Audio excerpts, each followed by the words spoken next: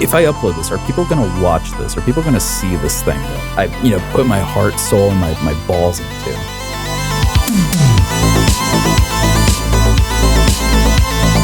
I didn't go to film school. I literally just started with iMovie and then Final Cut and then eventually Premiere, and just through making my own stuff, like I was able to get a job doing it.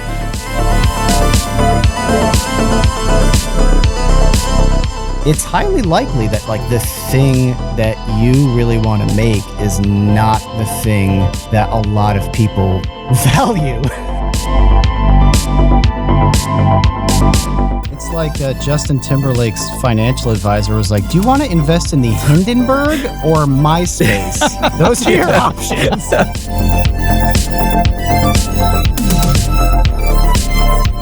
Kevin, how do we transition from this into retro gaming? I don't want to. Is I don't want possible? to. Let's stay here. Let's stay here forever. Let's never transition again. I've never had one of my songs in that kind of format where it's read like very Ben Shapiro, wet ass P-word style. So I definitely appreciate that. Hey, welcome to the Create Unknown, where we talk about making something and meaning something. I am Kevin Lieber. With me, as always, is Matthew Tabor, who's going to crack open a can of worms. I don't know what species, but some style of worm, all about our guest. Yeah, this is a worm episode, I suppose. Yeah, Doplex. Am I the worm? You're the worm. You're inside the okay. can. You've been in that can since almost 2 years now. Why it's taken so long to get you on here is one of life's mysteries, but it really has taken forever, and we've had you on a list and heavily requested for a long time. Everybody wants the Doplex. Now they have the Doplex. That makes me feel so special. Yeah, well, the intro to Doplex is as follows. He's really one of, if not the most talented YouTuber you may not have heard of. Doplex on his YouTube channel has a really distinct retro aesthetic with a really smooth flow on the content and irreverent humor, which maybe sometimes doesn't play well with the algorithm, who knows, and makes videos about things like 1980s sex education videos, or Belle, Delphine, or old video games, or there's a fetish wrestling one in there, if I remember right. Oh, that's a deep cut, yeah. Yeah, and the latest that's kind of a choose-your-own-adventure style video really brought something unique to the platform. And recently started working on Rooster Teeth's Inside Gaming with hosting videos like detailed examination of sound in video games.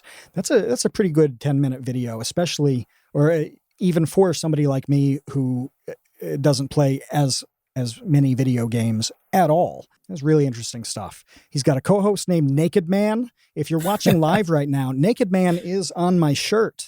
Well, he makes excellent music too. Doplex does. And we'll actually examine some of that a little bit later.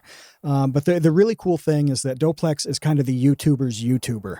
And the veteran YouTubers, huge ones, absolutely love his stuff. And the hype for a new Doplex video in group chats, in DMs right before it's coming out, is probably rivaled only by a new Nerd City drop. Everybody talks about it. Everybody's excited about it. So we'll probably go more into this a bit later, but let's start it off with Doplex. It's 2020. Wow. Why don't you have 1 million subscribers on YouTube when everybody loves you? Well, I mean, first off, I want to say thank you for that really sweet intro. Thank you, Matt, though. It's a lot of kind words, a lot of very sweet words, making me feel all warm and fuzzy. Why don't I have 1 million subs? Man, well, for one, I'm not very consistent, obviously. I'm just right off the bat, I could go on blaming the algorithm, which is probably part of the reason, but I mean, for the most part, I just sometimes, it's hard to get something out there, man. But I feel like eventually I'll make the time to actually create stuff and not have my videos be so few and far between. But yeah, I don't know, respect, man. Really, the level of respect really is tremendous, though. I'm not just making that up when I say that people get truly excited when you pop a thing up on Twitter that shows a little detail about what you're working on. You're really good about doing that on the Patreon as well, so that those people know roughly what's coming. But yeah, the hype builds, and it's kind of funny to see so many other people try to build hype for their projects, and like everybody just scrolls through Twitter. Like nobody, it's like, cool. Why don't you let me know when you actually drop the video, Right. But the hype works for you. Why does it work for you? I mean, that could also play into the fact that I barely upload, because I mean, for the longest time, obviously, like people like JonTron, it's kind of always been my biggest influences. And I like how he can just like disappear for a bit and then come back and everybody's like, oh shit. You know what I mean? So I mean, shit, if my hype does even a fraction of that, like I'm happy, But yeah, I don't know, man. I guess again, just I barely upload, so it's like, hey, here's something. Here's a little bit of catnip for you kiddies. Is that a weird thing to say? Is that a weird? Did I just say I that? like that. Okay, cool. Why is it that you barely upload though? What are you up to? What are you up to? Not uploading all the time. What are you doing? What are you doing over there? Well, like Matt said, I recently started, not recently, been there for a while. I started at Rooster Teeth Inside Gaming as an editor / producer. I don't know. Yeah, producer, right? That term. So that takes up a lot of my time and energy, especially since we do daily uploads. So editing, for a gaming news channel, and it's not just like gaming news, like, there's like actual edits that go into it to make it at least, somewhat digestible and entertaining. So I feel like ever since I've really invested myself in that, it's a lot harder after doing like a week of daily uploads to go and then like write a script or try to work on something for myself. It's just hard to balance both things, especially when I get in my own head all the time, where it's like, man, my last thing like took me so long to make, and do I really want to start on this next project, which I don't even know if maybe like a week into it, I might not even want to do it anymore. So it's just like, it's a weird mental game that I play with myself that I feel like it's something I really need to get over, but yeah, it's just a lack of time and just my own crippling self-doubt.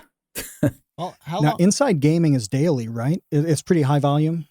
Yeah, it's every single day. So it's, They film at 9 a.m. If I'm on the dailies, I'll get the footage at about 10 or 11. And then I have like 4 or 5 hours to just really cut this thing down into like a digestible 10-minute video. Wow. And it sounds kind of easy, but like, just since we're all working remote, it's a lot harder now since we're not actually working at the office. So actually getting the footage to me, it's just like a big time sink that just after I'm done with it, like I'm so mentally drained. The thing that I notice about your videos and what I think obviously is an influence from JonTron, but one of the reasons I think that people do look forward to your videos so much who know about you is just the range that you'll find. You really don't know what to expect when you upload a video. There's going to be commentary elements. There's going to be skits.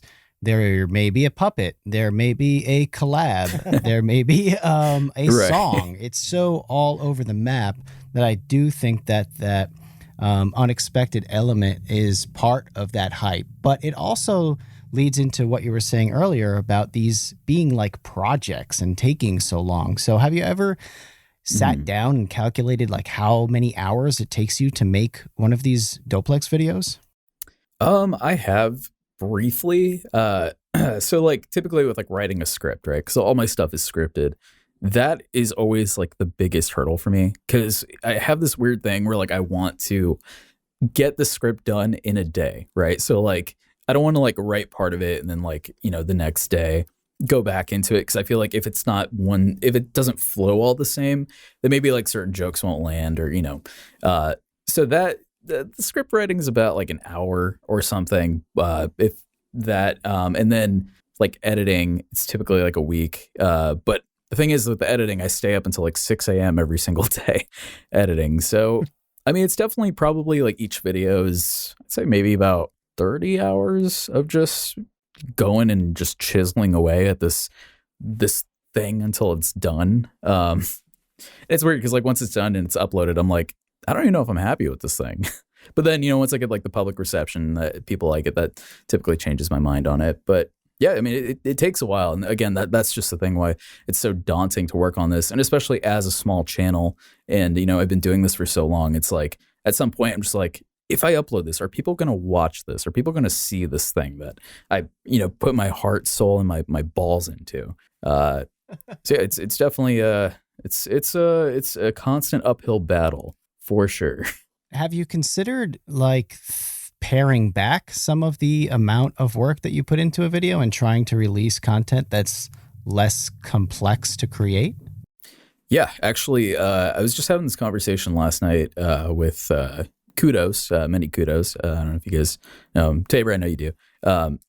Yeah. We were talking about it, and pretty much I had this whole idea of like doing more of like kind of like an episodic thing where I can just like maybe shrink these videos down to like shorter form and then just have them release more frequently, like once a week or something. I'm actually thinking about doing a video on like different food mascots, right? So like each episode will be centered around a different mascot and then like kind of do like a deep dive on it, maybe go to like these places where, I don't know, like if I'm doing a video on like Ronald McDonald, probably go to like a McDonald's and just go into the McDonald's and try to find Ronald McDonald. And there's a lot of ideas just bounce around in my head of how I can make shorter form content that people might want to watch, and something that's less mentally taxing. And is that hard to do given the style and complexity of your approach on that stuff? Because it's sort of like, it's like, hey, Beethoven, can you pump out a 3-minute pop single? Like, yeah, you're talented, but can you compress it to that degree? I mean, is there any element of feeling like you're losing the Doplexness of shifting the content that way? Oh, 100%. But I think it's, I feel like I'm still at a decent size to where I can kind of play around with the formula a little bit and like find like a good medium that makes me happy and like makes the viewers happy. Because, like I feel like if people do come to my channel for a specific thing, right. And I mean, my channel is already a pretty mixed bag to begin with. So I think I'm still at a good place where I can kind of, dick around with it and see what works best. But I mean, for me, I do want to make sure I'm doing things that don't get stale after a while. Because I feel like I have been doing the same thing for a long time. Granted, I have been changing it up. I mean, the Choose Your Own Adventure video is like something I've been wanting to do for so long. And then like spending 2 months on that and finally getting it done. Like, because my whole thing was like, if I can take on such a big project, then smaller projects will be like nothing. It'll be like super easy. But then now I'm like, man, a smaller project is kind of hard because like, how do I do it and still make it good? One thing that really interests me, and I love your perspective on it, is how, you made these great videos that a lot of YouTubers like the type of people who also make videos appreciate the work and the effort and the talent that you have to put into them. And they haven't necessarily blown up, but it has led you to get a gig making videos, right? So, that obviously is a path that I think our listeners can learn from, that, just because you aren't the size of JonTron, people will still notice your grind, your effort, your talent, etc., and give you opportunities to make stuff for them. Because, I mean, content creation is an ever expanding world and everybody's always looking for talented people to hire. Of course. Yeah, no, totally. And then that's the thing, because like when it comes to like, editing and all, because like when I first started doing YouTube, like I didn't go to school for this. Like I didn't go to film school. I literally just started with iMovie and then Final Cut and then eventually Premiere, and, just through making my own stuff, like, yeah, like I was able to get a job doing it. So, I mean, to me, that's a success. But obviously, it's like, I'm doing something for somebody else when, my whole thing was I want to build up my own stuff. Because I mean, don't get me wrong, I love making videos for Inside Gaming and Rooster Teeth. I think it's super fun. It's a great gig. I'm super thankful for it, and just the fact that I'm able to do that. But obviously, I would love to kind of have like a sustainable thing, just making my own stuff, making people giggle, making people scoff. That's the dream, honestly. If you can make people chortle and guffaw, you've had a good day. Oh, Dude, the guffaw, that's what I'm going for. If somebody guffaws at one of my videos, I will piss my pants in excitement.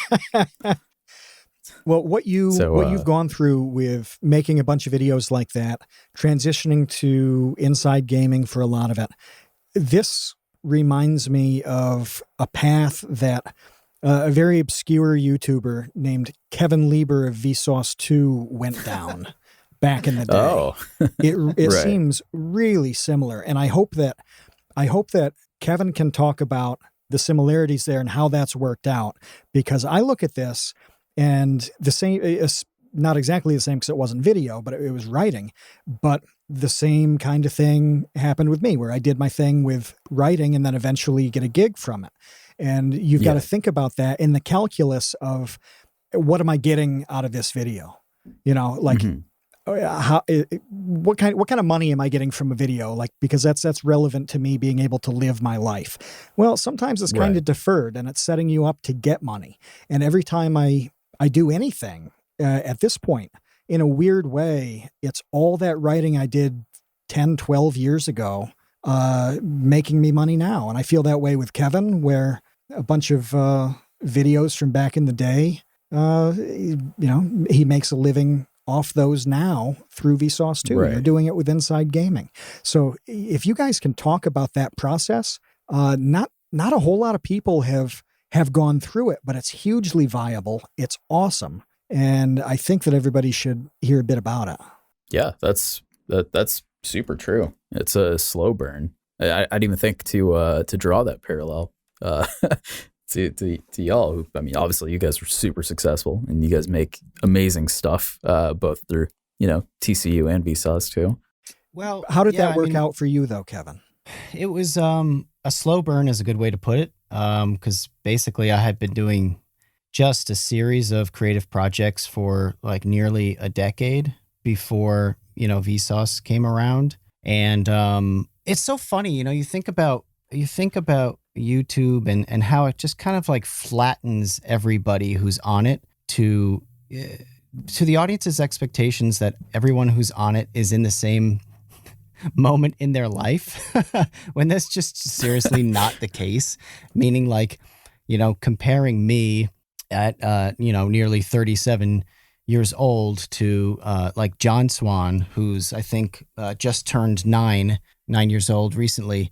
We're at different points in our life, right? But we're like, when we both upload a video, what's the difference really? Like that age gap just disappears.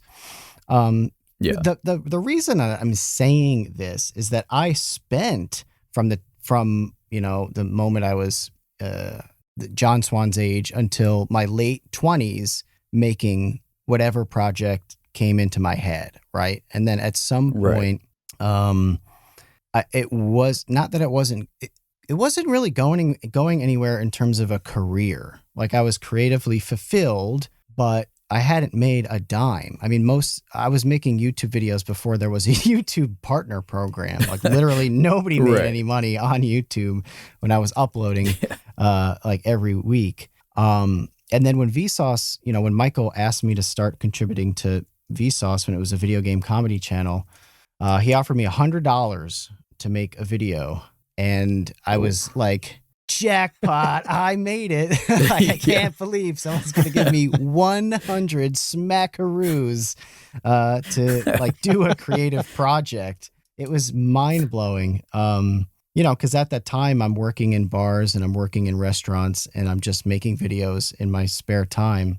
And just the concept that I could quit those jobs and just make videos full time, it almost didn't matter that I wasn't making stuff on my personal channel and I was making stuff for this other thing called Vsauce and then eventually Vsauce 2. Now, would I have been that excited about it if I hadn't already spent 10 years making like 1,000 projects that I found personally fulfilling? I don't know. Probably not. I probably would have said, forget about it. I'm going to do my own thing. But eventually at some point, like if you want to, like you said, like build a sustainable career or business or have it be your job, it's highly likely that like the thing that you really want to make is not the thing that a lot of people value. I don't know. Right. Like I found that out. Like I'm saying this about myself. Like when I was making my Jerry Bloop videos, I would spend, 40, 50 hours on one of those and I'd make $0 on it. And after like 4 years of that, it got pretty tiresome. Yeah. But I mean, I feel like for you, right? Because like Vsauce 2 is like, it's a brand, but it's you, right? Like, because obviously I watch you and, I know Vsauce 2 as Kevin Lieber. So I don't know, because I feel like with you, I mean, when you were doing your own thing and then you kind of became Vsauce 2, it's still kind of your own thing, right? I mean, I'm assuming you come up with the stuff to make, right? Like it's all your projects at the end of the day, right? Well, yeah, they're channeled through a format though, which is like science education, math, that sort of thing. It's right. Channeled through like the education filter. And that's something that I would not have, funnel. I just wouldn't have come up with that on my own. Michael and I weren't even doing that for a while in the beginning. Vsauce was video game comedy. And then it became just kind of like best of the web stuff with shows like Loot and Mind Blow. And then eventually, Michael started doing those educational videos and all of Vsauce turned into education. But that in and of itself was an evolution. So I would just say for the, people listening who are maybe at like the beginning of this journey is also like Matt said, you don't really know where it's going to lead, and having an open mind about that is just really, really important, I think. Of course. Yeah, it's so definitely let's get good. some of the. I mean, sorry, go on. Yeah. So, was a quick point. Also, too, like even regarding like just what you create in the present day, and even if it doesn't give you like a fruitful career down the road, that video might pop off in a couple of years. I got a video about the Queen of England being a cannibal. and that video, man, I made that forever ago just as a joke, and like people still watch that video. Just random in like a lot of conspiracy theory people. So don't lose hope, whether it be with a current project or a future project. Don't lose hope. Keep that hope alive. Keep that dream alive. Sorry, I don't know where I was going. Well, speaking of some of the non-standard content that you've had, one thing that was really cool was the video you made where the script was written by AI. How did that play out? God, I think that was a while ago. It's funny because like with a lot of these things I make, with a lot of these things I make, I just like I'll make it, be put on paper, I'll record it, I'll edit it, I'll send it out into the ether, and then I'll just like forget about it. I think with that one, it was just like I punched in like a bunch of information into this like website that essentially just creates a script for you, and that was like one of the hardest and stupidest things I've ever made. Just like with a lot of the things it was asking me for, right? Like, Tom Cruise throws feces on old women. So just like having to figure out how I'm going to superimpose old ladies in my bathtub while a floating Tom Cruise head throws shit at them. This is a lot of, it was just a lot of like figuring out how to properly do that. I love that video though. I like any opportunity where I get to dress up as Mariah Carey.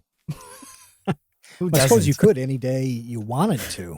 Yeah, I guess I could. Is that a Patreon only reward? Yes. Yeah.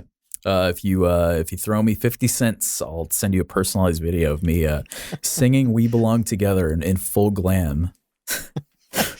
So now that we have the exact price on your dignity, is there really anything more to talk about today? I guess not. No, that's really all I came here for, just to shill that, to advertise my my new Patreon tier. So get at it. You've got a bunch of different series though that you've put videos into, like Internet Oddities, where Yes. it's the internet is a weird place, but it's our place. Is that the mantra there? That is the mantra. Words to live by. Where does that come from? Like with all of the things, I mean, Internet Oddities is like half the internet. How do you approach?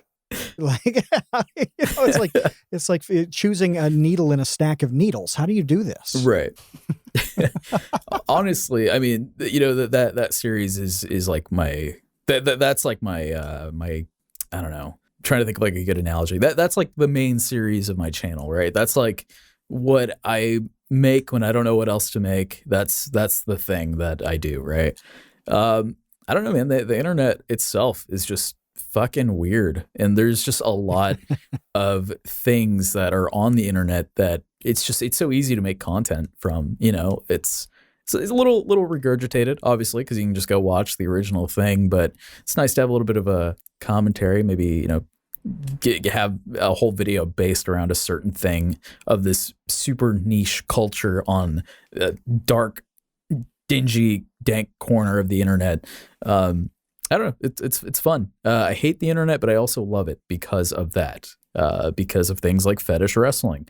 I didn't know that was a thing, but now I do. I don't know what I'm going to do with that information, but that's in my brain now. It's locked away in my hippocampus. What is? I haven't seen this video. What is fetish wrestling? What does that entail? So essentially, it's dudes who pay very strong women to dominate them in like wrestling format. They just lay out a mat. A bunch of older men will kind of just gather around, and they'll just take turns wrestling this buff woman, and they get off to it, and they pay her, and they go on about their day. It's but people are into weird shit, and wrestling buff ladies is one of them, evidently. Do they try to win? Do the men try to beat the buff lady, or do they want to lose to the buff lady? I think they want to lose. I think they want to lose to the buff lady. I think that's how they how they get off. But do they though? So look at Kevin trying to pretend that he doesn't know how this works. Right. I know. Even though I have a subscription, I have a membership at my local fetish wrestling gym that I go to. That's how I. Me asking you how to upload a YouTube video. So what is this YouTube thing? How do you upload it? No. You say that they, are into this. They get off on it, as you say. Does that happen there, or like do they think about it later? And then it's like I don't understand the logistics here. Yeah, Please neither do me. I. I mean, it's pretty much these very strong ladies who just run their own business. Like, hey, come through. I'll wrestle you for an hour until we're all both sweaty. And the people who do it are obviously like the. I don't want to diss them, but they're definitely not the happiest of individuals. But that's their kink.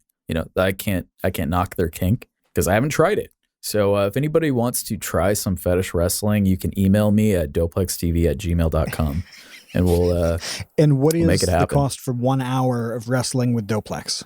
50 cents. That's I got a flat rate for everything, man. That's cheap. No matter what you do, it's just going to be 50 cents. Can you call it by bits though? Can you say it's 4 bits? Sure. So it's like got this old timey feel, like everything in this store is only 4 bits. Yeah. Or Bitcoin. I can charge Bitcoin. Ooh. Well, that's the thing is like you hope somebody misunderstands and accidentally sends you 4 Bitcoin. Right.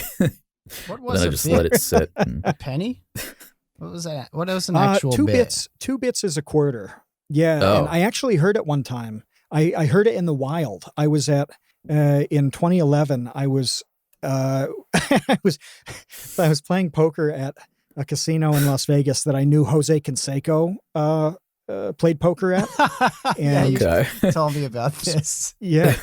Yeah, and it was right around the time when he like ripped off his thumb or something, and he was like he was there the night before and like bleeding out of his like something happened with his thumb himself? where it like got like torn off. Yeah, I forget what the accident was. But yeah, he was like playing poker at a really low level, hanging out with people. But on Sundays they had a hot dog promotion, and it was 75 cents for a hot dog. And you can imagine the line for the 75-cent hot dogs. And this old guy in front of me yells to somebody young, way behind, "Get over here. These hot dogs is 6 bits. The hot dogs is only 6 bits." And it was amazing because I was like, he's not trying to be funny. He's truly putting it in bits. And this is probably the last time in my life I will ever hear somebody use bits unironically. Like, it was amazing. It was such a cool moment. So just so I understand, because I mean, well, for one, I'm not 100% sure what a bit is outside of Twitch. And two, 2 bits, 4 bits, 8 bits a dollar, or 6 bits a dollar. That was the saying that my parents used was 2 bits, 4 bits, 6 bits a dollar. So you could remember, because they did put things in bits back in the day. I've never heard that before. So that this person just knew like the conversion rate off top. Yeah, that does seem a lot more complicated. So how much is he saw how many the hot bits dogs is $5? And processed it in bits. How many bits is $5? 40 bits. Okay. Yeah. I think I'm going to start doing all my finances in bits from now on, just to make it real confusing. When I do my taxes, pay your bills and write out the refund checks. In bits. Yeah, in bits. I like that. That's really interesting.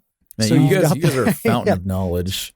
You guys Sorry are a to go on fountain that of rant, but no, it's okay. I feel like that's I've probably learned my something. last time to speak on bits naturally in a conversation. Like, when am I going to get that opportunity again? I had to take it, just like the hot dog man. Yeah. Maybe they have conventions like BitCon. People just go, they don't do anything but just buy stuff in bits. They have like different souvenirs, like trinkets, bracelets. You just buy them in bits. So you've got the internet oddities. You've got internet Odysseys as well. Yeah. Odysseys is more of a look back at like a lot of time I spent on the internet as a child. I did the MySpace, I did the Newgrounds. It's just more of like an overarching. Those are a little bit more video essay-y. Those are pretty fun. I need to do another one of those. Those are cool. Is MySpace still usable? Can you go there? Can you still have your MySpace? space? Yeah. Yeah, but I think it's more for. I think it's more for like music now. I think it's like, I want to say like Justin Timberlake bought MySpace or something, and now it's like, seems like he a good had investment. He owned it at one point. Oh yeah, I know, right? Good job on that one. Yeah, it's like generic entertainment news. They're billing it as the best in music and culture all in one place. Like, there's an article about Flea of Red Hot Chili Peppers, Maisie Williams from Game of Thrones, and Fresh Prince of Bel-Air reboot. So yeah, it's like really generic entertainment at this point. It's pretty much like a BuzzFeed or like a Vice. It's very much, it's not at all what it used to be. Not in the glory days of MySpace. It's like Justin Timberlake's financial advisor was like, "Do you want to invest in the Hindenburg or MySpace?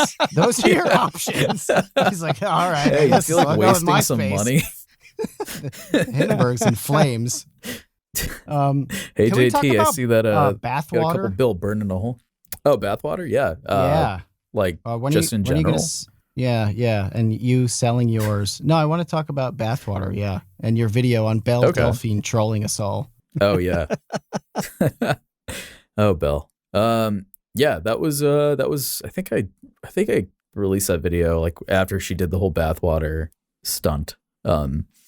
I personally think Belle Delphine is kind of cool. I think she's a cool figure on the internet.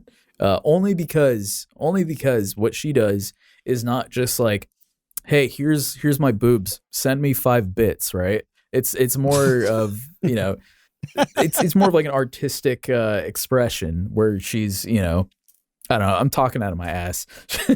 She sold bathwater, and there was a rumor going around that people got herpes from it. That was pretty cool. But I don't want you to just, feel like you're making this up. I want to hear your theory here, because your theory is that she is trolling us all. So is she real, or is this all like the most elaborate Andy Kaufman act of all time?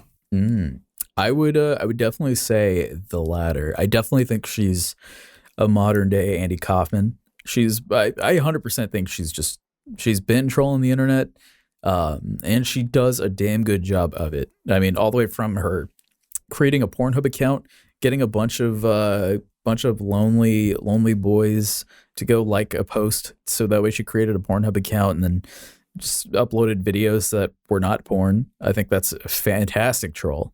Kudos to her. Yeah, I honestly think she's the greatest troll of our generation, honestly. And she's making money from it. She's making fucking bank from it. It's amazing. It's so cool. A lot of money. Yeah, the numbers are pretty nuts. Even when she took a bunch of time off, she was still raking it in and came back and did quite well. But speaking of that video, I do want to shout to Internet Unwind, who's in the chat right now. He was the king. He was in that video. Yeah. Yes, he was in there selling the bathwater, selling Doplex bathwater, and the thing he held up, the jar. I described it as red brown filth. It wasn't bad. I mean, I don't know what you would get from touching, let alone drinking that bathwater. Right. But I think it would have been quite a bit worse than the herpes that Belle Delphine was accused of spreading. Oh, sure. And in the chat, he says it was called an infected whitehead shot, an alcoholic beverage for degenerates. It certainly looked like some drained pustules. It was horrible. Yeah. But it was an awesome segment in that video.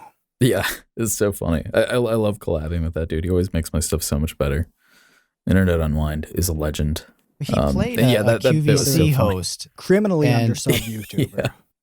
That whole gag of him, selling like gamer urine and gamer underwear and gamer scrapings of grease from a gamer controller, a rolling subscription of like nastiness. But that humor comes from a real place. I mean, it comes from the fact that, if we didn't sum it up previously well enough, this girl, Belle Delphine, literally sold her purportedly used bathwater and it sold out, right? And people bought it, and people drank it. My question is, what is the logical conclusion to that? Like, is this the future? Are we going to end up in this dystopian society where people are like selling nail clippings to each other and hair, which I don't even know if it is any of this. This is like a second question. Maybe Matt knows the answer to this. Is that type of thing even legal? What is the legality of selling like your pee? It can't be. That must be illegal, right? Well, isn't it in Japan? They have like vending machines that sell like used underwear. Isn't that a thing? Yes. I mean, supposedly. Did you see any in Tokyo? Did you see anything like that, Kevin? Because I didn't, but I wasn't in a place to see it really. No, but I also wasn't in a place to see it. The only place other than the area in Tokyo that we were in, which was very sparse and bland, I went to was Akihabara, which is where all like the gaming stuff is. There are vending machines absolutely everywhere that I saw in Japan, but it was mostly just drinks. But no used panties. Those little toys, gotcha, the little gotcha toys. But yeah, that's like a legend in Japan, is that they sell stuff like that in vending machines. Yeah. But your video had me thinking, is this the beginning of a thing? Even insofar as like the rise of OnlyFans being a thing and simps being a thing. That's all extremely new. Yeah, I mean, so in the case of the bathwater, I remember before Belle Delphine actually did that, it was a meme on the internet. Like I remember because she essentially took that meme and brought it to life, because there were a lot of people like saying like, damn shoddy, let me drink your bathwater. There was always like the meme and like gamer girl bathwater, and she actually did it. Like she actually did this thing. I haven't seen anyone else do anything like that. But my guess is I could definitely see us heading towards some dystopian future where it's more easily accessible. So you got like girls on Twitch, right, that a lot of people donate their life savings to and expect something in return. And eventually those incels are going to revolt because they want something in return. And what is something that is easily resourced? It regrows, and you can infinitely supply your fans with it. Any guesses? Regrows? Or your hair? Regrows. Yeah, hair, toenails, fingernails. I think that's where Sure, we're yeah. heading. I think eventually, yeah, we're definitely going to get the very desperate transactions that happen on the internet for just a little semblance of just feeling someone you want to feel. It's Oh, disgusting. that's such a weird way to put it. That's so awkward. That's it. Talking about watching a Twitch stream you like and just think, I want to feel that streamer. I was watching Kevin play pool on Carson's 8-ball tournament today, which he won, by the way. Congratulations on congratulations. advancing to the Sweet 16. Yes, Nice. thank you very much. Yeah. My And were you dream of thinking you owning a wanted to horse feel him named after that? Orson is alive. What'd you say, Doplex?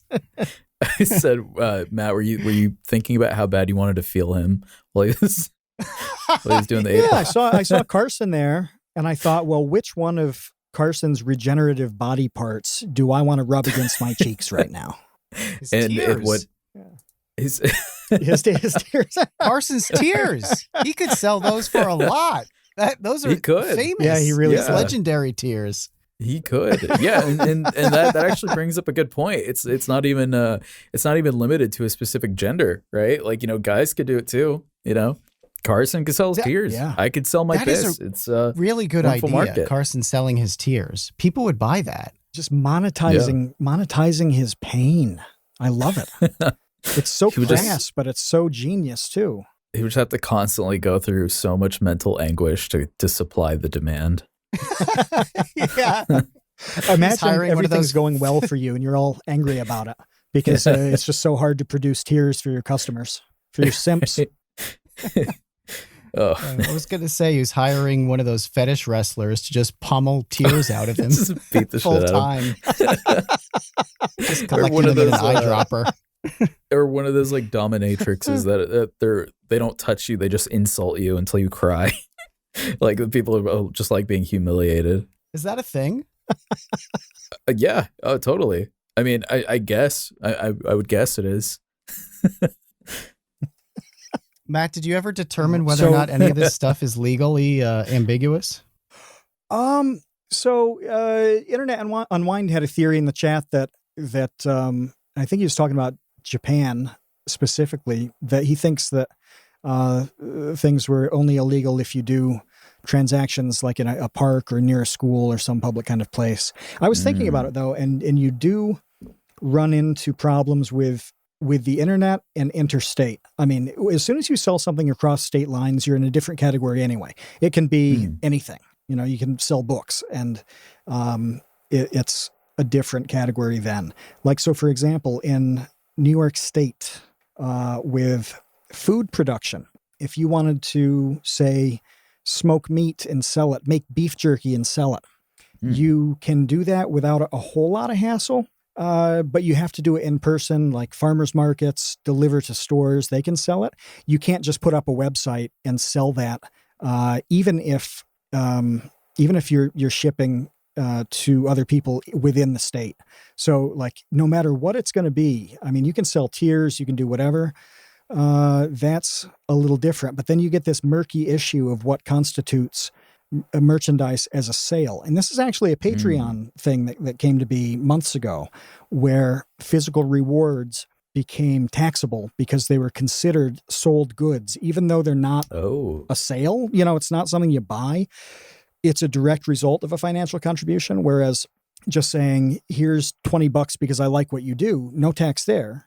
But here's $20, I like what you do. And you say, thank you, here's a mug to cry into, all of a sudden that mug cost is taxable. So yeah, like I started thinking about this, and no matter how you play it, it would be very delicate. So you could potentially do it as a Patreon reward, but yeah, you could definitely do that. I don't think there's any restriction on the actual fluid there. And it'd be more fresh if you instead of pissing or spitting or crying into a jar, you could actually go to the place where the recipient lives and just give it to them there. Oh, you got a spare mason jar? Let me spit in it real quick. Yeah. Though it's fresh. It's like going to a Benihana where they make the food in front of you. You could just cry for them. Yeah. You can make an onion volcano and drop your tears straight down the middle on a hot grill. Watch it sizzle. Kevin, how do we transition from this into retro gaming? I don't want to. Is that I don't want possible? to. Let's stay here. Let's stay here forever. Let's never transition again. How I feel like we're in a good how place. was she able to sell her bathwater then? Was there like a thing on the label that said like for fictional purposes, only, like not real bathwater, for entertainment only? Was that is that? I think. Yeah. Didn't she have to say it was like fake or something? Like it wasn't real bathwater, it was just tap water? So. I think there was like something But along I mean, those people lines. buy memorabilia of all kinds. Like, Yeah. People have sold things like a strand of a famous person's hair, Right. Like I remember, I forget which president, but we're talking a classic like Washington or Lincoln level, where there's a hair that somebody found in a book or a diary, something like that they used to own. And it was very plausible that it was that person's. And so, that sold and it wasn't a biohazard, so maybe there's a class of goods that do constitute problems. Biohazard. Yeah. Yeah. Whereas like a fingernail clipping is not going to be hazardous, whereas a Ziploc bag of frozen feces might be. Oh, maybe we should have moved on. No, I want to stay on the feces a little while longer. See, now we're entering my territory. I was just thinking how absurd it is to talk about mailing like saliva in the coronavirus era. Okay. It's like you're like literally a biohazard. Like it couldn't be more Can you dangerous imagine? right now to do this. Can you imagine for a second, right? Like imagine right now somebody who has coronavirus or COVID or however you want to say it, somebody who has the infection or the virus spits in a jar. So that way that virus is in the jar. I don't know how long it lives. And then 20 years from now, when we all look back on this time, we're all in quarantine, and then you have a jar of coronavirus, could you sell that? I mean, at that point, it's a biohazard, right? Because if you open it, then you unleash a whole new wave. I'm thinking off the top of my head, just like business decisions and what people would buy. Because I'm sure there's some sick people out there that would definitely buy a jar of COVID. Business decisions / like biochemical terrorist decisions. Oh yeah, I guess you're right. You sound like Probably- a Mission probably not Impossible smart. villain. We're gonna save this jar of COVID for the next 20 years, and when everyone is at their most vulnerable, COVID-2, electric boogaloo. We joke about this, but we sent potentially poisonous medicine to our patrons Oh my God. some time ago. What'd you guys send? true. SARS? Oh my God. We got these little boxes of medicine that were about 100 years old. Ben, who works on the show, he and I were at a flea market and saw them, and we're like, oh, this is a really cool little package, whatever. We bought them, and then later on looked at the ingredients, and they had nightshade in them, which, you don't really want to ingest a lot of nightshade. What is so we thought, nightshade? It sounds dangerous with a name like it's Nightshade. belladonna. Belladonna is also a popular name for it. Yeah. Belladonna. But yeah, I mean, in smaller bits, you can hack it, and I guess it did have a useful medicinal function, but in larger doses, it's going to go very poorly for you. Dojangles says muscle relaxer, Soma.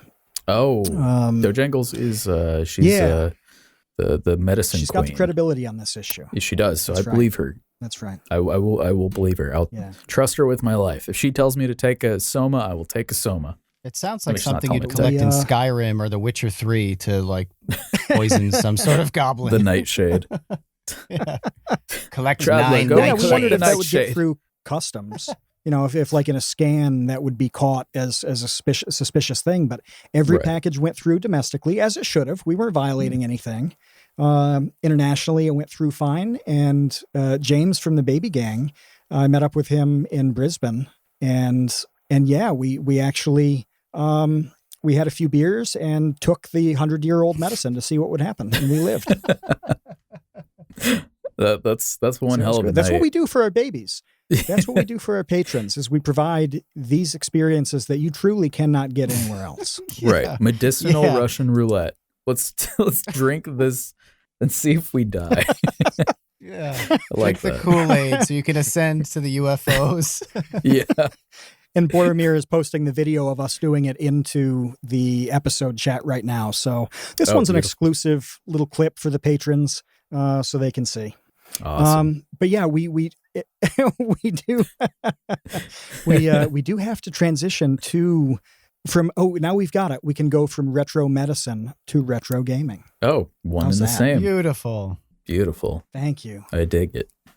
All right. So you like the old stuff in I do like the old in stuff. a way that, like, you're in a weird position age-wise because you're not 12, but you're not Right. 50 either. Right. So Yes. So where does your retro period begin, given kind of your life's timeline? Well, as a man who is in his now late 20s, birthday was a couple days ago. Happy I birthday. am, thank you, very much a 90s kid. So that's definitely where my, thank you, kudos in the chat. Wish me a HBD. Thank you all. So yeah, I mean, I definitely like the old stuff. As you can see behind me, I got a nice little setup of my old collection. I'm actually in the process of building an arcade cabinet right now, and it's the most taxing and annoying thing. But that's been fun. Yeah, I don't know. Why did you decide to do that? Because there is a game that I'm not very good at, but I loved as a kid. So much so that, like, from the soundtrack, I have the soundtrack on vinyl. I have the CD version framed on my wall. I have a very weird obsession with the soundtrack of this game, to the point where I said, you know what, I'm just going to build the arcade cabinet because I want it so bad. And I have some extra time on my hands during quarantine, so why not? So that'll probably take a while. Wait, what game is it? It's Killer Instinct, the first one. Oh, Big fan. I love Killer Instinct. The soundtrack is everything. What is that It's game so- about? I'm not familiar there. It's just a fighting game. Just a 3D fighting game. It's awesome. Honestly, I absolutely suck at that game. Like, I've never been good at that game. It's not even a game that, like, I inherently like to play. I just like to listen to, and I just like to look at it. It's just like from an aesthetic standpoint. It's very nice. Is that weird? is the soundtrack on Spotify? And that I think so. And that qualifies as retro because actually Kevin and I were talking about this maybe a week ago about what retro games are, and Chinchilla just brought it up in the chat. When does something begin to be a retro game at this point?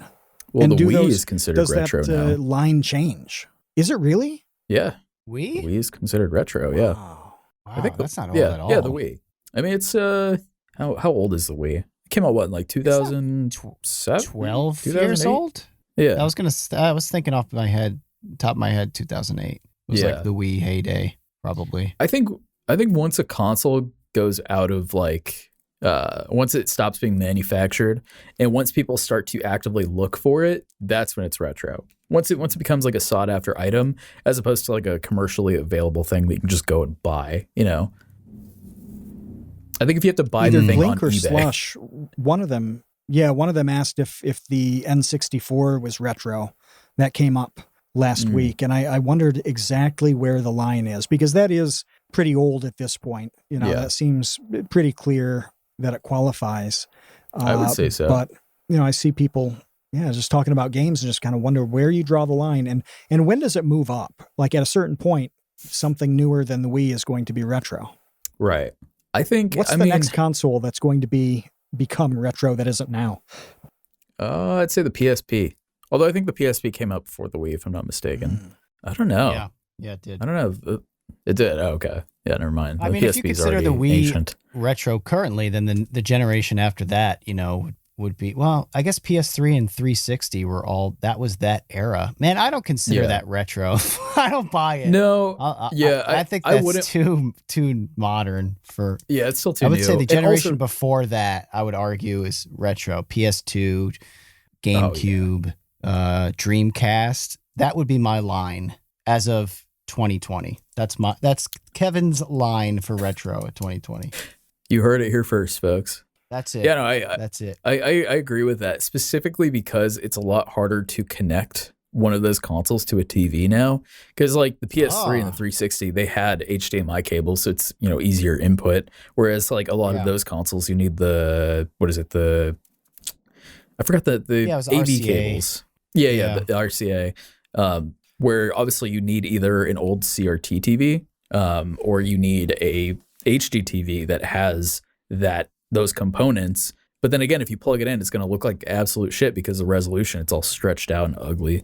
So I think once connectivity becomes a problem, or to where it's something you actually have to like figure out, then it's retro, because you're retroactively trying to put yourself in that space of just connecting this thing to play this game. But it's a lot harder because, you know, the world has moved on from where those games were at in terms of how you can actually play them, if that makes sense. That's fair. That's a really good answer. I feel like we're really inside gaming right now. We are inside. We really got deep inside it. Now the question is, how do we get out? Which how do we get out? Well, what platform was Super Mario World on? That was Super Nintendo. That was Super Nintendo, because you made a video about that, and Yes. I want to hit that because it elides into some of your music. That was that the first video game video that you did? I made a few. I have an old series that I used to do where I just talk about video games. Super Mario World, that video was more of a passion project for me because I love that game so much. The Super Nintendo Did a love letter to that game. Yeah, exactly. Because the Super Nintendo was before my time. So when I was born, my mom had that console and she had Super Mario World. So that was like my first video game, and I spent a lot of time playing that game. So Super Mario World is just fantastic, and it still holds up. Like you could still go back and play that game now, and it's still like looks beautiful, plays even better. It's just such a good game. It's like the staple video game, in my opinion. I agree. A really good element of that video was the song that you put in toward the end. Yeah. And I want to ask you about that song. Sure. If you haven't seen the video, I want to reinforce that the Create Unknown has a very deep appreciation for prose and poetry, that I'd like to think that both Kevin and I are connoisseurs of language. Okay. And I want you to keep that in mind as we examine some of the lyrics in your original song here. And for context, you are dressed as Mario as this is happening. Right. And it goes, "Shut up, B. I'm not coming this time. You're constantly calling like a damn hotline. I'm done jumping hurdles for a bee in pink, and I'll let King Koopa put a pipe in your stink. Won't bother saying, let's-a go, 'cause this time I ain't leaving home. Beat my salami to Daisy XXX, 'cause I'm well aware you ain't offering sex. It's a me, hoes mad. It's a me, hoes mad." Well, first, I've never had one of my songs in that kind of format where it's read like very Ben Shapiro, wet ass P-word style. So I definitely appreciate that. Like slam poetry. You're right. And it's funny Can when you I hear it explain the read out like degeneracy that. behind these bars? You want me to explain the what? the process? The degeneracy behind these bars. Oh man. Well, I think it's very. Because it's an awesome song. We'll put it Thank timestamped in you. the description so that everybody can get straight to it and hear it, because it's funny as hell. It's really, really good. It's such a good segment in that video. Oh, well, thank you. I mean, I think the song, very speaks to where we are as a society. We're jumping through hurdles for a bee in pink, but sometimes she just doesn't want to, offer up that what some guys look for and why they turn to fetish wrestling. It's more of a staple in our society of where we are as a culture, right? And I don't even know. I'm just talking out of my ass. It's a song about Mario wanting to get his little wiener sucked by the princess. There seems to be disappointment on both sides. I have a feeling, reading through that stanza, that Mario is upset. Yeah. That she's probably annoyed and upset as well. So I feel like you've captured the frustration of our times Exactly. in this song. And Nobody's modern day happy in that song, are relationships. they? No, of course not. Nobody's ever happy in the That's world grim. of Mario. Mario. How do you like doing music compared to doing videos? Do you ever think about doing music, more, putting more effort into that? I mean, I have thought about it, right? Because growing up, I was in like bands and stuff. I was super big into like hardcore music. Never really got into like rap or anything like that. Really only started doing it ironically, as they say it. It's, I would just do it as a joke. I thought it was really funny. Yeah, I mean, as far as like doing that, I don't know. I feel like it's so hard to make music. Like I have so much respect for people who can actually like make a beat, because I've made a few, and it's incredibly hard. And I feel like you need like a whole nother level of inspiration to make music, because it is so goddamn hard. So I don't know. I want to say that that's in my wheelhouse. If I'd rather do that than make videos. I love doing both. I like incorporating the two. I think that's a lot of fun. Well, before we move on to questions from our patrons, I just wanted to tell a quick Super Nintendo story. Oh, two actually. First is just a comment that after watching your video, how many do you have? I have a comment and then I have a story. So I actually have no questions, but we'll get to our patrons' questions and they'll take care of that on my behalf. The comment is that after watching your video where you talked about how great the sound design in Super Mario World is, I started playing it again. I took out the SNES Classic that I have out of the closet and fired it up because you're right. That game holds up in a way that really very few, I think, games that old at this point do, where I feel like you could hand Super Mario World to any kid who's into Fall Guys and Fortnite, and they would have a lot of fun with it. The story that I have is that when the Super Nintendo first came out, I was 6 years old, and a friend of my older brother's brother had a Super Nintendo, so he brought it over, and for some reason, I was probably losing at Super Mario World or whatever game we were playing, and I was, airing my frustrations and my grievances as a 6-year-old brat, and he convinced me that part of the new technology of Super Nintendo was that it has a microphone that listens to you and will alter the gameplay depending on the things that you say. So if you're mad and mean to the game, the Super Nintendo will know and it will punish you. So do not be mad and do not be mean while playing your Super Nintendo. So just let that be a lesson. And did you believe? It's like Elf on a Shelf style. It is. I was 6. It worked. I feel like that.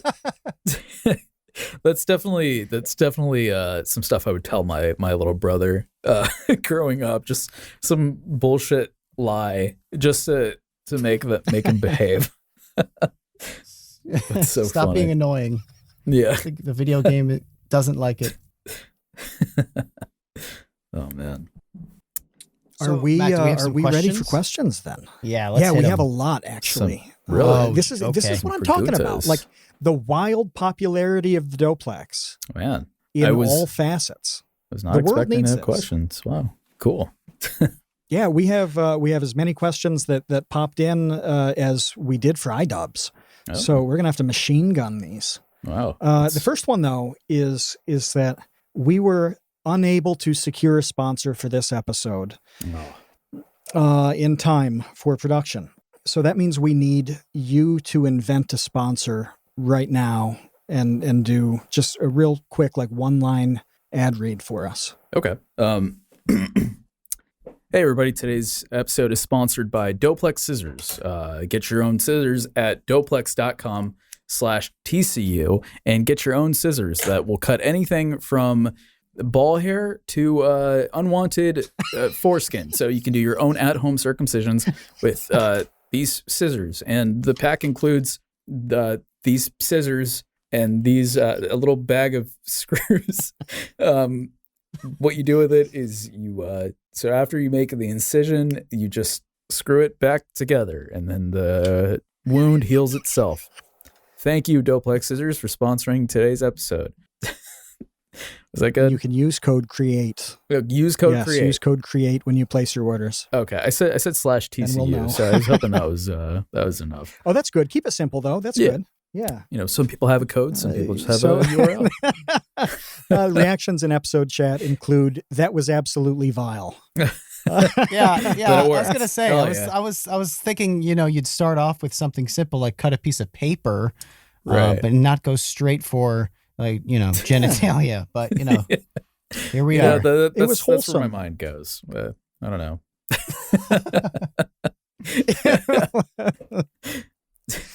So the Kino Corner asks, "How was it being in a Leafy video?" Oh man, it was a surprise. It was definitely a shock to wake up and see a lot of people saying, "Oh, you're in a Leafy video." My first instinct was fear, like a deer that's about to get eaten. Right? I'm like, "Fuck." But then I saw it and I'm like, yeah, this is dumb. It's pointless. It's old news, but it was cool. I will say that it was actually really cool just to have experienced being under fire in such a big spotlight. Just like a very big, prolific creator roasting me. I thought that was kind of cool. It was really a really interesting experience. But you lived through it. You got through the roast. Yes. Yeah, I'm still here today. Haven't used these Doplex scissors to self-mutilate. Code CREATE, by the way. But you could if you wanted to. I could. They're very easily accessible. We will, out of human necessity, swing this back to a wholesome question. Okay. Favorite game? This is from Chinchilla. Oh, favorite game, man. It's kind of a hard one because I feel like I have so many. It's very solid games that I could just always kind of play. Man, favorite game. Well, my favorite game franchise is Resident Evil. So anything Resident Evil, I'm all about. Big fan. Like zombies, like the spooky stuff. That's cool. And on gaming still, going back to your Mario song, is Mario in the song familiar with Bowsette? Oh, maybe need to make a sequel directed towards Bowsette because no, Bowsette was not on that Mario's mind, unfortunately. I can see that Who's universe getting Bowsette? extended. There's a lot to unpack. Right? Yeah. There's a Bowsette? Oh, yeah. This? It's what is it when it's like the Toadette crown. I forgot the lore behind it, but it's basically like a sexy Bowser who looks like Is this Peach. in a game or is this like fan service? I think it was like fan art or something. I don't know, people Okay. drew. It made the rounds though. Yeah. Oh, there it is. Yeah. I just posted in the chat. I think I remember this. I Yeah, just popped it in For episode chat. some reason I thought it was a game thing, but yeah. No, it's some very I'm being weird. shamed. Puff in says the chat. Bowsette, the lewd queen of the weebs. Yeah. Some nice That's slimy right. Yeah, fan Yeah, art. there's so a I can whole see. internet thing. Oh yeah. It was a simpler time. Mm. Marco wants to know if that's a Roland keyboard in the back behind you. Oh no, that's For the people who are listening on audio and not seeing the amazing spread that Doplex has, it's got a bunch of cool stuff back there. it's a bunch of just a bunch of stuff that I don't typically use. It's like when you buy something, you're like, I'm gonna use this thing, but then you don't use it as much as you thought you would. That's why I got a lot of stuff back there. But no, it's a Casio. It's a cool little Casio that I've yet to get a stand for, so I can actually learn how to play the damn thing. But right now it's on display. What's the biggest did- regret in the background? The biggest. Oh, regret. sorry, Kevin. What did you say? Well, Yeah, no, I just before- wondered, you're like, what do you look back and wonder? Yeah.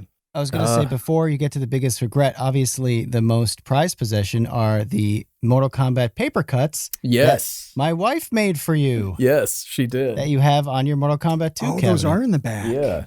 Yeah, I love those things, by the way.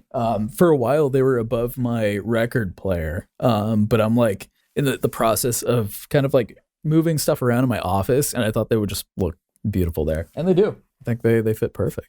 I'm glad you noticed those. I agree. Yeah, it's awesome. It's great to see. Yeah. Tell your wife again. She does amazing work. It's fantastic. I will.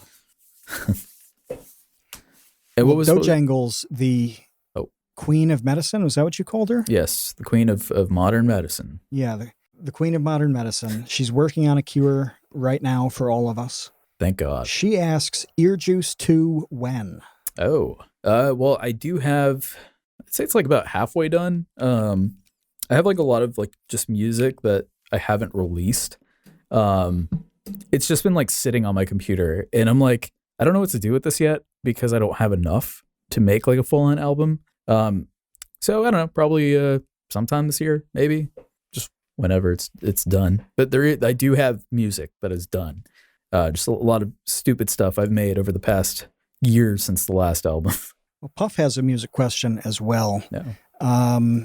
What's your so he's mixed some things together today, which he calls Tabor Wave, and let me tell you, this genre is about to explode. I like the name used already. A couple clips from, it's good. There's a lot of thumping and bumping in these songs. Very, let's see, I don't know exactly which words to describe it. Is it a dubstep kind of thing? It's very, very far from what I normally listen to, so I don't know exactly how to label it. But he said, what's your opinion on fan-made music that, basically he says butchers one's content. But yeah. But what's that like? Has there been any like derivative stuff from the Doplex channel that anybody's done? Let's see. I'm trying to think. I guess I'm having a hard time understanding. So fan-made music that butchers one's content. Huh. I think that was a highly specific reference by him, but like, would you want people to take something like that Mario song and take their own direction to it? Yeah. Just like do whatever they want with it. Yeah, I would love that. If somebody did that, that'd be so cool. Yeah. That'd be sweet. I hope some of the people listening, especially in the episode chat right now, are taking this as a challenge. Yes. Because we have a lot of talented music people listen to The Create Unknown. And I just, we already have challenge accepted popping into the chat. So that's cool. Yeah, if I can get we may a very Tabor well Wave have Doplex remix. remixes coming up. Yeah, I want a Tabor Wave remix to any one of my songs. Please. I was going to say that. Yeah, Matt should record your slam poetry version of the lyrics as part of this challenge. That would be, that'd be awesome. Share it for everyone. Just him reading it out word for word. This has to happen. It needs to happen. One thing we didn't really touch on was Naked Man.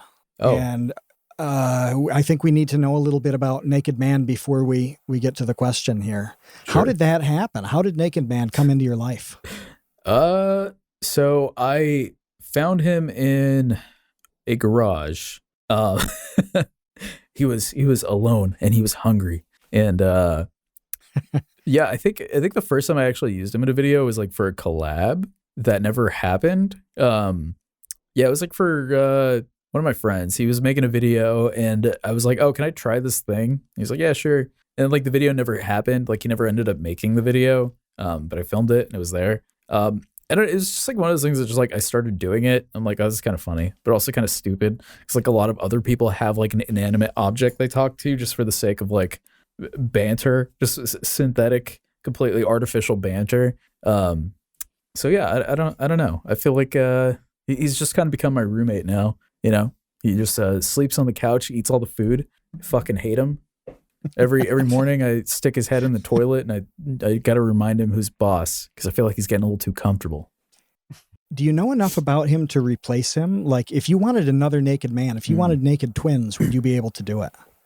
He does have a cousin that was given to me by one of my friends, Trevor from the Bleach Boys. I went over to his house and he actually gave me another puppet that looks just like Naked Man, but he's wearing a jacket.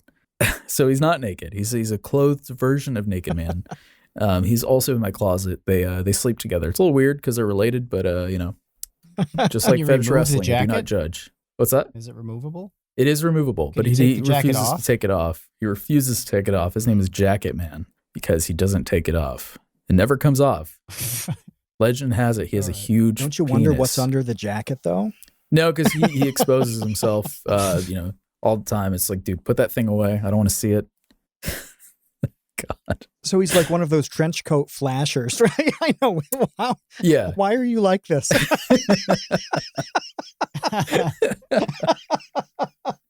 It's you can't exactly choose your circle of friends, And unfortunately, all my friends are puppets. Oh, there he is. Somebody just turn your $15 puppet to a $150 puppet. Yep, that's it. That's Jacket Man right there. Well, Naked Man is like, I've really looked forward to like waiting for when and how Naked Man is going to pop in, and that you used him for the shirts that you made. Yes. And again, if you're listening on audio, which many of you will be later on, I'm wearing the Doplex shirt that I got that has Naked Man, a little bust of Naked up on the chest. Drawn by yours And he's truly. awesome. Is he going to get his? Oh, you drew Naked Man. Yeah, made the art for this. Yeah, well, it was a bit of a trace because I'm not an artist. But I took my own liberties. I traced it, just colored it. Do I have any plans for Naked Man? Is that what you're asking? Yeah. Is Naked Man going to get his own proper presence? Yeah. He might. Who knows? Maybe he'll kill me in my sleep and then take over. He's always talking about how he wants more responsibilities. And I've caught him at the foot of my bed, just staring with a kitchen knife in his hand. So who knows what the future holds. I might have said too much. That's so dumb. Base weight.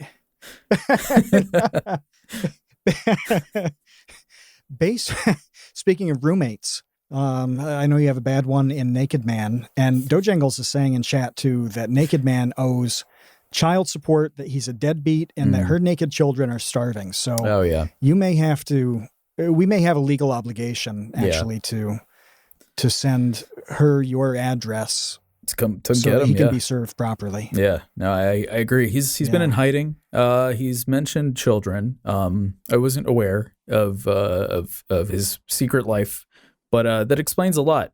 That's why he always answers the door with a loaded pistol. I'll definitely get that notice to appear to him ASAP. Well, the bad roommate is actually Base Weight's question. He's just on his way out too, so I wanted to bump it up. Base Weight wants to know what it was like to live with Harvey Weinstein, and why didn't you just take the money? Well, he's definitely a nuisance. We've since gotten rid of him. Had to call pest control, just sprayed some gas and he left. It was some gas that basically gave the person inhaling it immediate erectile dysfunction. He wanted nothing to do with it, so he jumped off the balcony and went immediately to prison. And why didn't I take the money? Oh, I did. I got it right here, actually. Took it all from his collar. So the big old stack of Harvey Weinstein got that dirty blood money. It's fake, by the way. This is real.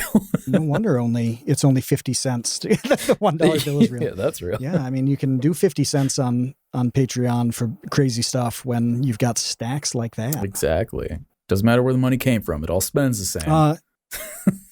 And speaking of money, Internet Unwind wants to know, what's the most money that you've spent on a single video? I gotta think about this one.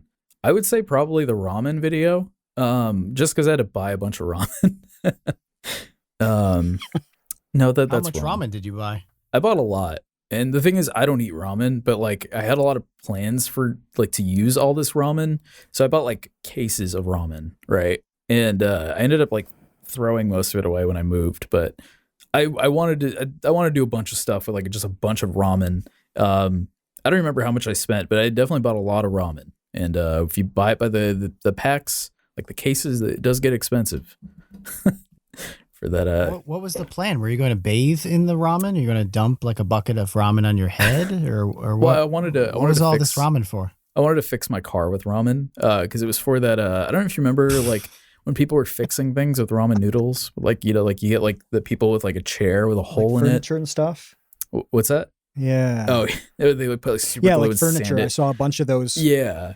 So Right. I have a little bit of a damage on my car from when a homeless person had hit my car with something. So I have just some damage that I wanted to fix it with ramen, but in the video I ended up not doing that. I just ended up like taping ramen to it, and it was a really half-assed bit. So yeah, ramen. Top ramen. And did we get an actual dollar amount on the total on that? Oh, I don't remember. That was forever ago. Did we get an estimate? I think I'm sure there are other times where I've spent a lot of money. That's just like the thing that's coming to my mind. Because the thing is, like, if I do spend money on a video, it's like just for like very like props and just like things I need. Like I have like fake guns, fake knives. That money. I have a closet in my office. It's like I can't even walk in there because there's just so much shit. It's just like. There's like alien heads and like a trunk filled with costumes, and it's a lot of stuff, man. It's a lot of crap that I'll literally use for a video and then never use again. It's all going to be evidence at a trial one day, isn't it? Yeah, probably. I feel like if somebody were to search this office, they would just be like if I ever like died in like a freak accident and they like had to come and like look at my belongings to figure out what's going on, I feel like they would probably not like understand. Because I remember when I had that mannequin at my old apartment, the mannequin was like, it was in front of the window. And one day I had opened the blinds to like open my window. And directly across was my neighbor who had their blinds open. It was this like old woman. She looked across and she just saw me standing there with a naked mannequin. And I imagine like just that scene of making eye contact. I'm standing next to a naked mannequin. I feel like that it would definitely drive some questions. God, I don't even know where I was going with that. We're actually getting a late one from James, who we mentioned earlier. Oh. Has popped in finally. Oh, cool. And he wanted to know if Oni did a voice in one of your videos. Is he recalling that right? No, I wish. Chris O'Neill. I'm a huge Oni fan. He's making it up. He's fibbing. Oh, who's Captain Dickhead? James has fibbed. That's what I want to know. Who's Captain Dickhead? I was hoping you know. Kudos says TTS voice. Oh. Yeah, when I saw the Captain Dickhead thing, I thought I'd seen all your videos, but maybe there's one I missed. I hope he knows what this is. Yeah, I definitely have not had Oni and G do any voices for my videos. I fucking wish. God, that'd be amazing. But no, sorry, James, for letting Twitter you down. And make it happen. It was just Captain Dickhead. Well, when he does, it's going to have to be Captain Dickhead, isn't it? Right. Lars from the first podcast, which it's a great podcast. Great podcast. Kevin and I were on some time ago. Oh. You were on pretty recently. Yeah. Was that about a month without that sound right? July? I think so. I went on there like twice within like a couple weeks span. One without Jay Aubrey. You're on with Jay Aubrey. Yeah. Right? Yeah. Yeah. Well, he actually had two questions. Oh. The first one is, does Doplex have any potential new podcast projects to talk about? Oh. And his second question, which he actually didn't type it, but I assume he's asking it. Why is the Create Unknown so much better than the first podcast? Which one would you like me to answer first? That's a real question. You can skip the second one. Oh, okay. All right. You can just stick to the first question, I suppose. Right. Well, I don't know if Lars wants me to talk about it or not. I don't know if I can. But we're in talks of. He asked the question. Oh, yeah. We can cut anything out. Oh, by the way. Okay, cool. So if you regret your answer, either of you, right? The masses won't hear. Okay, great.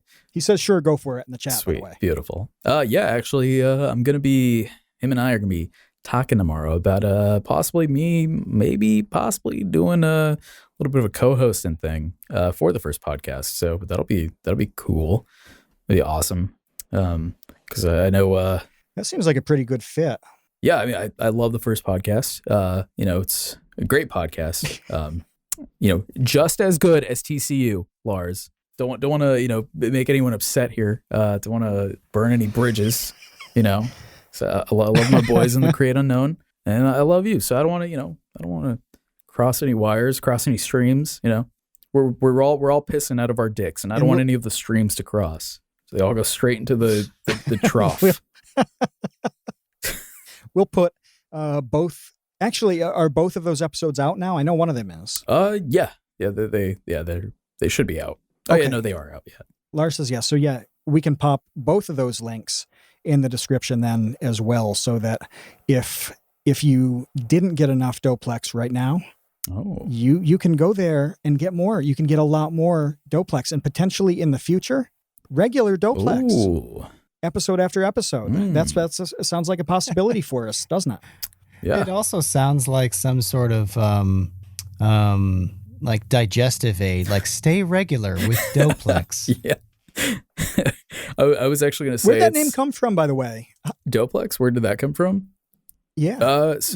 It's kind of a dumb story, but pretty much. So like my channel used to be, it was a two-parter, right? So there were two of us. It was me and my buddy Raph. We started the channel together, and we made like really stupid like sketch comedy videos. So his idea was like, let's think of something that means two. So like duplex, right? But it's dope. It was like the stupidest fucking thing. And I'm like, yeah, that's cool. We'll go with that. So it just kind of like, I just kind of kept it because I'm like, it kind of sounds cool. Like, outside of that context, it sounds kind of cool. But like once you hear it, it's like, oh, that's lame. But yeah, I took too long to like think of a new name. I'm just going to go with Doplex. I'm just going to drop the TV and just keep Doplex. So that's how that happened. It's a solid name. Oh, well, thank you. I like it. Like it's short, it's unique, but it's unique and easy to spell. And that's a pretty hard combo. Like you can come up with anything that sounds quirky and cool. Right. But making sure everybody can spell it is not easy. Yeah. But so pronouncing there's a fair bit of genius baked into that. Pronouncing it is a whole nother ball game. Let me tell you, a lot of people, especially like British people, say what Doplex. Pronunciations do you get? I get a lot of Doplex. Really? Yeah. Doplex. What similar word would you pronounce that way, though? Like that's what I can't understand is what leads you to look at that and think Doplex is a possibility. Yeah, I've always wondered that too. Doppler? Maybe Doppler. That's what Lars says, Doppler. Yeah. But that again, that's two P's. Yeah, two P's, yeah. The P is the difference. Right. You got two P's. I'll go with Dop. One P. That's dope. That's dope. Seems like a simple you wouldn't say rule to live by. Supplex. Would you? Like nobody Supplex. Like everybody knows duplex and suplex, right. and that whatever vowel is coming before the P here is going to be long. Like that has to be obvious. I'm blown away that somebody could look at this and say, "Oh, I like that Doplex's videos." Yeah. That's how they talk. I mean, you'd be surprised how often it happens. Like it happens so often to now, like whenever I'm like interacting with somebody for the first time, where like, if I'm like hopping into like a live stream, just like in chat, my first instinct is like, how are they going to pronounce it? Are they going to say Doplex or are they going to be smart and say Doplex? 9 out of 10 times they always say Doplex, and I don't get it. Like I don't understand how you. Wow. It's weird. Maybe I should just add an H in there. So it's like a Homer Simpson dough or dough jangles. Just add an E. There you go. Yeah, then it would be clear. Yeah. Dadplex, Internet and One says, I like Dadplex. I do like Dadplex. If you hit a point where you had a miniplex, it would be legitimate to change your name to Dadplex at that point. That's true. And I would pass off the torch. If I ever have a little boy or girl, you are Doplex now. I'm now Dadplex. That's how it goes in this household. Maybe I'll do that with my dog. I'll give my dog the moniker, the handle. Dogplex. Well, why can't your dog be Dogplex? Oh, exactly. Dude. Yeah. I like that. All right. Okay. We're going with that. He is now Dogplex. I feel like I should bring him on more. I don't even know where he is. He's out there. All right. Well, that wraps up our questions. Awesome. Kevin, did you have another one or what? I do. I have one final important question that we always have to ask all of our guests. It's very, very serious. It's very, very personal. I know it's coming. Something that, I think that you might be afraid to share, but, we're all about breaking boundaries here at the Create Unknown. So without further ado, this is a safe space. Right. It is. Yeah. It's just us and our patrons and all of our listeners. And the question is, Doplex, what is your fursona? My fursona. Well, I've thought about this for a long time. And I would definitely be a ferret with a turtle shell Ooh, Oh, and wow. flippers. this is good. So, Are the flippers like feet flippers or like little like side flippers? that's a good question. I would say feet flippers, just so I can. Or are they all flippers? Oh yeah, all flippers. All of my my hands, my legs, everything is just flippers. So I'm just this abomination. I like that second image. That's I could see myself being that with a turtle shell. And what function does the shell have? I mean, of all the things that could combine with a ferret, how do you land on a shell? It's bulletproof. So that way, if I ever get caught slipping and somebody tries to shoot me, I have a protective force field essentially around my body and all my important organs. So I'm thinking tactically here. Yeah, tactical flippers. Yeah, tactical flippers in a tortoise shell. Do you have an offense, by the way? Because the shell is defense, but what's your my offense? How do you fight back? Probably something simple like just a pistol. You know, just a pistol. Just always it's always concealed. So just a ferret with just a ferret with a gun and a turtle shell in the shell. Then yeah. Okay. Is that good? With flippers? Do you guys rate personas? Like, how would you rate mine? That's good. It's good. Okay, cool, awesome. Yeah, it's about as different as we've heard to date. So I like it. I like it very much. Beautiful. Thank you. Isaac, who's resident furry expert, says high on the scale. Oh, and I would agree in terms of uniqueness and originality. Like combining the couple animals like that is next level. Yeah. So well, thank you. You get serious points on that. Only missing a color scheme. Or color scheme. Oh, Isaac says yeah. Okay. Well, I mean, I do like the. I didn't think about fur color. I like the turquoise, the purples, the pinks. I'm a big fan of those. I'd say like a nice like baby blue turtle shell. My fur is like maybe a nice like ombre with like maybe a little bit of a couple streaks of like pink in there, And my gun is like diamond blue. So I spent a lot of money on this thing. On that blicky. How's that, Isaac? Like Minecraft good. Diamond That's Blue. got to be Exactly. 10 out of 10. You read my mind. I didn't even know ombre was a rated color. Perfect. 10 out of 10. I thought that was just like a friend in Spanish. Oh yeah. Oh no, that's ombre. Isn't that the fade? Isn't that the fade between ombre? Ombre is the fade. Is that how you describe it? Like the fade on colors? It's kind of like a gradient, It's like where it goes from like red to brown. That's good. It's like a nice little soft change. I like it. I like it. I like it very much. It's very satisfying. And now my life goal is to make that a reality, Maybe I don't know how far science is. I don't know if they could transport my brain into a ferret and then surgically install a tortoise shell. That'd be cool. Probably. We'll get there. Yeah. I'm sure. Just have faith. Yeah. It sounds easy to me. Yeah. I don't think it'll be a problem. Yeah.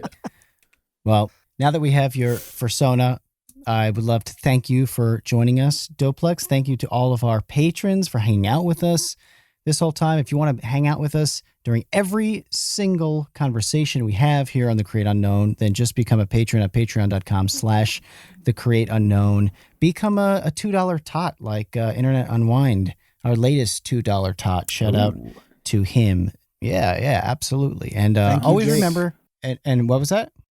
Oh, I said thank you, Jake, to Internet Unwind. Thank you, Jake. Thank you, Jake. Yeah, thank you, everyone, for supporting the show and hanging out with us. Always remember to make something. Always remember that will help you mean something. And until next time, we will see you, Space Cowboys.